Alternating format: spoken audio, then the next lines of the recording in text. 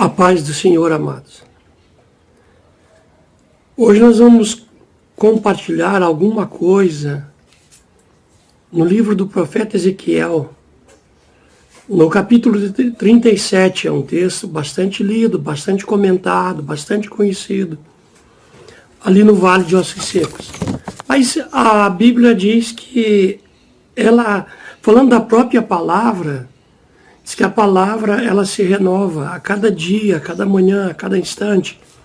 Então a Bíblia ela sempre tem algo novo para cada um de nós. E eu peguei esse texto aqui e estava meditando nele e dividi ele em uma parte dele, peguei 5 partes desse texto de Ezequiel, capítulo 37, onde fala sobre o Vale de Ossos Secos. Então, a primeira parte, ela se encontra Ezequiel 37, do versículo 1 ao versículo 2, onde diz assim: a mão do Senhor estava sobre mim, e por seu espírito ele me levou a um vale cheio de ossos. Ele me levou de um lado para o outro, e pude ver que era um enorme número de vales, de ossos secos, no meio do vale, e que os ossos estavam secos. Esse versículo 1 e 2, o profeta ele é levado por Deus até um local, ele vê o quadro triste daquele lugar. Ele viu que tudo estava deserto, tudo estava parado, tudo estava morto. Quando a gente lembra de um vale de ossos secos, de um cemitério, de um lugar indesejável, um lugar fúnebre, que ninguém quer ficar, claro, a gente vem uma ideia assim de devastação, vem uma ideia de tristeza, vem uma ideia de isolamento, de silêncio, de ver ninguém andando por ali. Um lugar assim morto, um lugar parado. Então, às vezes a gente vê, hoje em dia, lugares mais ou menos assim, não é? Parados, deserto, parece que tudo morreu, o comércio, a vida, as coisas, a esperança de muitos também, não é? Que nessa época entra em desespero por causa de uma certa situação. Estava acontecendo essa situação parecida com a de hoje lá em Israel. O povo havia pecado muito, o povo havia negado a Deus, rejeitado a Deus, e o Espírito Santo ele se retirou dali. Deus se retirou daquele lugar. Então, quando Deus se retira de uma pessoa, se retira de um bairro, de uma cidade, ou de um país, ou do mundo inteiro, das nações, vem uma sensação de abandono, vem uma sensação de tristeza, vem uma sensação de morte. Por quê? Começa a entrar vírus, começa a entrar doença, começa a entrar enfermidade, começa a entrar problemas, não é? Lutas, dificuldades. Porque quando o Espírito Santo sai, acaba a alegria, acaba a paz, acaba a confiança num povo, não é? Seja ele um pequeno grupo, um grande grupo, não importa como seja. E Deus pega Ezequiel, então, nesse versículo 1 e 2, a primeira parte que nós estamos comentando, e leva até esse local e mostra a ele. E coloca ele lá no meio. E leva ainda ele de um lado para o outro. Como quem diz, olha aqui, olha ali. Eu me lembro assim, eu faço uma ideia de nações. Olha esse país, olha aquele país, olha aquela cidade, olha aquela outra cidade, olha aquele bairro, olha aquela rua que era movimentada, como é que está agora. Deus leva ele de um lado para o outro. E tudo que ele vê é isolamento, é tristeza, é abandono. E vê é um monte de mortos, pessoas embora vivas, mas mortas para Deus. Sem ter como reagir, sem ter o que fazer, impotentes, sem saber qual medida devia ser tomada. E por quê? Porque o Espírito Santo é vida e Deus é vida. E quando há pecado, Deus e o Espírito Santo se retira. Amados, a nossa nação, ela pecou demais. O povo pecou demais. Todos nós pecamos demais. Então todos nós temos que pedir esse perdão a Deus, a misericórdia de Deus. Porque foi muito pecado. O limite de Deus chegou ao máximo que ele podia aguentar. Não sei por que não veio coisa pior ainda. Porque estavam zombando e escarnecendo de Deus. E quando isso acontece, o Espírito Santo ele se retira. O Espírito Santo ele não convive com demônios. Ele não convive com o pecado. Ele não convive com a maldade, a crueldade, com a zombaria, com o escárnio, com o desrespeito à família, às crianças, às autoridades e tudo mais. Então, Deus se retirou. Se retirou, o Espírito Santo se retirou, e eles ficaram sem vida espiritual. E Deus chama Ezequiel, então, e diz: Ezequiel, vem cá, vou te mostrar uma coisa. E pega Ezequiel, e leva Ezequiel até esse lugar e mostra: olha aí como é que eles estão. Olha o que o pecado causou aí. Estão vivos, embora vivos, mas estão mortos em seus delitos, em seus pecados. Para mim estão mortos. Ezequiel viu aquela multidão de gente viva, era toda a nação de Israel em pecado, mas ele vê como uma multidão morta, como um grande cemitério para Deus. É assim que Deus vê a gente quando a gente está em pecado, quando uma nação não busca a Deus, quando uma casa, um lar, não é um lar de adoração a Deus. Então, esse primeiro quadro nos mostra Deus pegando Ezequiel e mostrando essa situação para ele. A situação que ficou aquele povo desobediente e pecador. A segunda fase está aqui no versículo 3. É muito interessante. Deus mostra esse quadro para Ezequiel, tudo bem? Aí diz assim: então ele me perguntou: filho do homem, esses ossos poderão tornar vivos? Eu respondi: ó soberano Senhor, tu o sabes.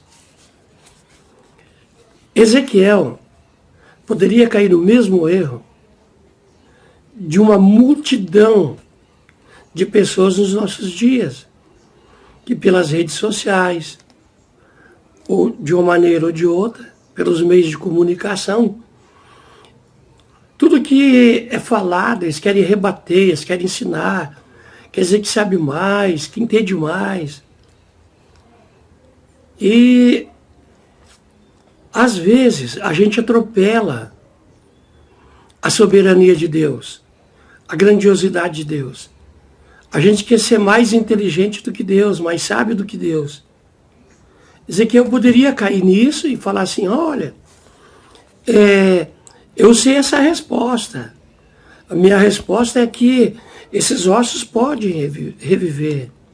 Esses cadáveres humanos, isso aí tudo pode ter vida, como o Senhor me perguntou. Mas Ezequiel não falou isso. Ele volta para Deus e diz: ó soberano Deus, tu sabes. Como que ele se dissesse assim: eu não sei nada, Deus. Eu dependo de ti. Eu dependo tudo de ti, até para respirar, até o ar que eu respiro. Eu não consigo saber nada, entender nada do que está acontecendo. se o Senhor não me revelar, se o Senhor não falar. Eu de mim eu não sei.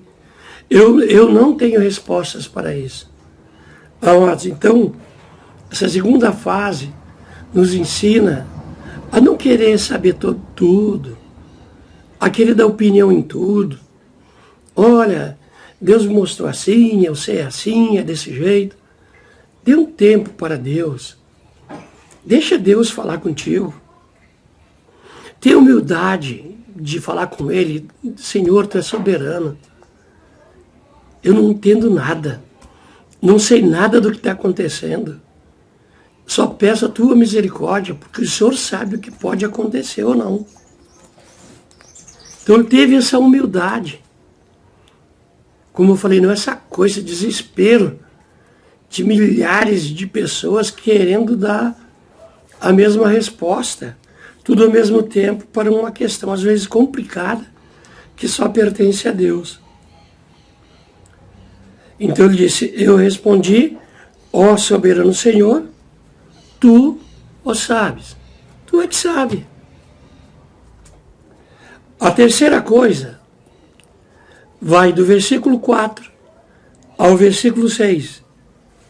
Então ele me disse,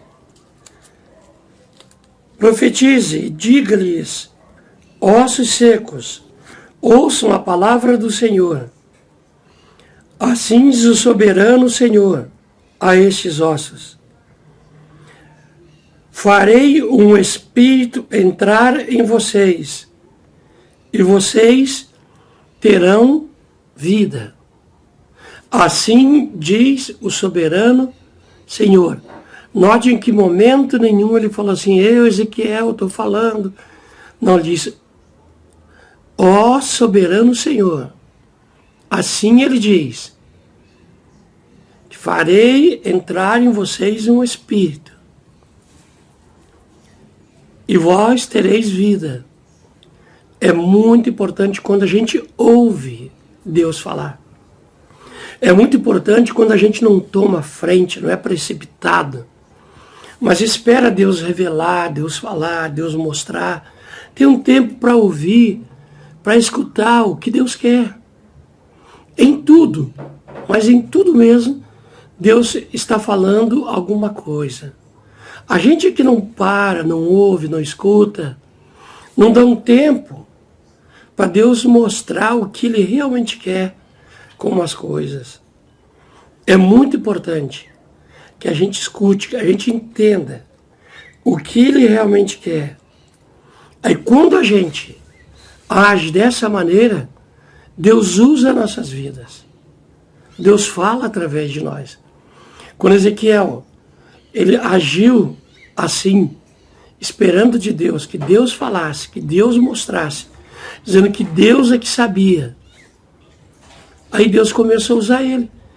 Ezequiel, já que tu pensa assim, tu é submisso, tu é realmente meu filho, então fala com eles. Assim diz o soberano Senhor. Eu farei o Espírito entrar em vocês, e vós tereis vida. Depois do 7 ao 8, essa outra parte diz assim, porei tendões em vocês, e farei aparecer carne sobre vocês, e cobrirei com pele, e porei um espírito em vocês, e vocês terão vida. Essa outra parte aqui, ela fala de duas coisas. Fala de vida material, porque Israel, ele vivia numa situação muito complicada. A primeira coisa que eles haviam um pecado, como eu falei, errado. Se afastaram de Deus, Deus saiu. Eles ficaram como órfãos, como isolados, como presos, como mortos para Deus. Aí Deus chama o servo dele, fiel, fala com ele. O servo é humilde, entende a voz de Deus, vai e fala com Deus, não é? que Deus é que sabia de tudo, ele não sabia de nada, que ele dependia de Deus.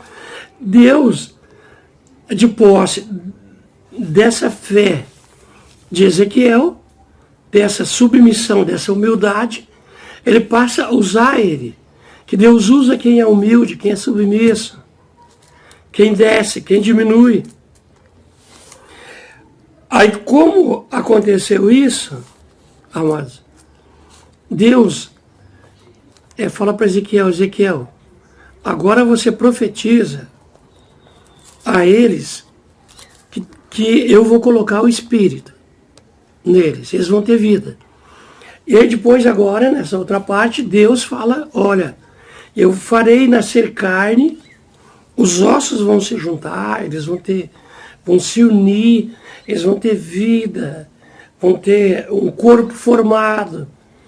E eu vou colocar neles um espírito para que eles vivam.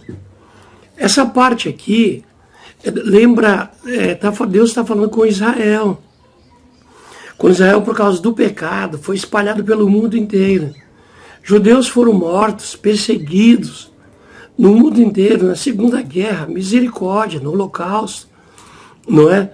E só em 1948 a gente sabe que Israel se tornou uma nação, pelo voto de um brasileiro chamado Oswaldo Aranha, o voto Minerva.